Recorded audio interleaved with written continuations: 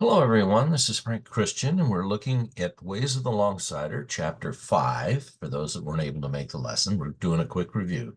I'm going to set up a screen share right now to start with the notes, and we will get on that together. Share. So let's go ahead and start the slideshow from the beginning. And again, it's session 5. This was originally done on July 18th.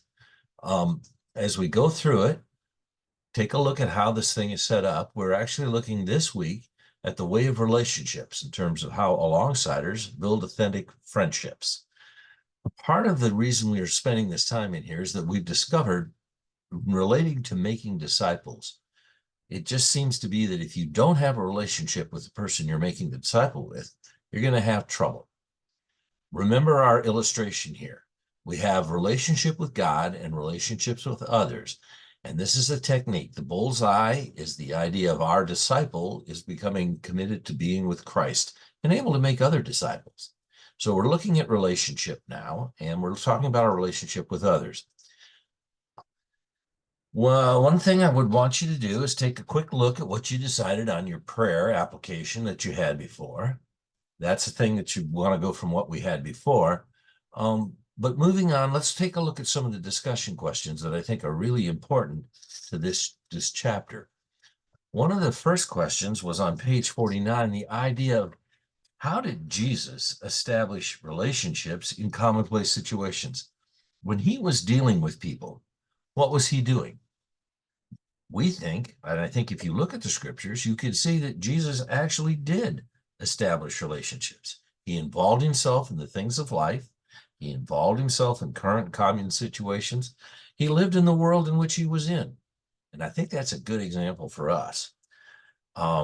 This whole set of events talks about how Jesus valued and what he saw with what's going on. And one of the questions you may want to ask is, well, where are some places that you might have places where you could build relationships with people? The idea being that would lead us to Christ.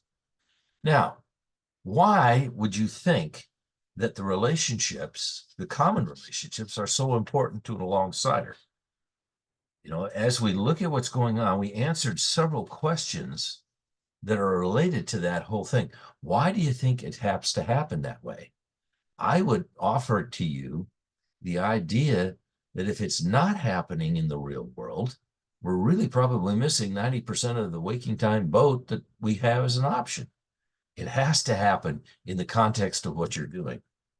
We're also so busy in our current time and other people that we're dealing with that if we don't do it in the context of the normal situations we're in, we won't do it at all. How can you come alongside? Well, we looked at things like hobbies, exercise, shopping, things you like to do, sewing, cooking, whatever is really interested in people. Okay, gardening, lots of opportunities. You know, playing pickleball, whatever you decide to do, racquetball or whatever you have going. Now, the next point of this whole relationship thing is we're not selling.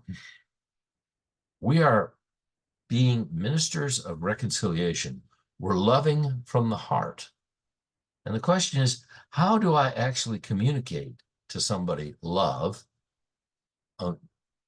in terms of what's going on? And that question number 11 on page 53 was really good along that. The idea, do you remember someone's birthday? Do you occasionally call, text, or email other people? How do you interact with them? And then the next question that comes alongside that is a question of transparency. The idea who you really are, what you really have, and how you do it. Now, we did spend some time asking the question, are there some limits on transparency and vulnerability? What are some things that might or might not work for you in terms of transparency and vulnerability? Bearing in mind that all of this stuff is a learned skill, okay? Now, if you're not being authentic with people, that was the next thing that we wanted to talk about. Relationships have to have a certain level of authenticity. You need to be real. If you're not real, then what do you end up with? What happens when people don't see it. If you're not being authentic, what will probably happen? So take some time and you might want to think that through. We looked at that. Then, if you have some thoughts or some ideas of what you want to do, we again want to encourage you to record them. Record your action as a plan on the ways of the outsider. Um, that would be my recommendation to you, just to help keep this thing from being just an intellectual exercise. And of course, I know you got your lessons done. That's why you're reviewing this, because the lesson is done, right? Okay. Now, some thoughts that we want to have. As you're trying to do this in the real world, the first question you want to ask yourself is, does my schedule involve personal time with people? Do I have some of that blocked out?